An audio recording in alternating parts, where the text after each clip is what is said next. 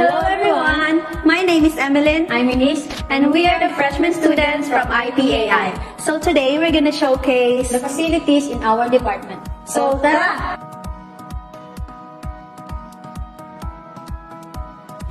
This is the example of AI image processing. This is the AI image capturing technology. We have here epilepsy detection system based on embedded device by iBlink feature. This is solar panel washing machine. This is the 3D LED. And this is the solar panels.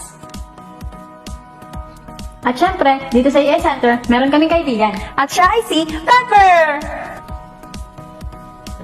Pepper, you can dance, right? Show us what you get.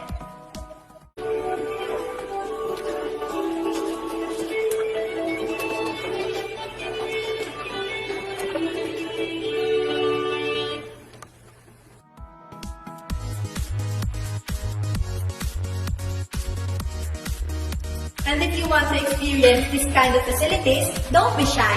Join us now. Kaya naman, don't forget to like, share, and follow our Instagram account for more awesome videos. Bye!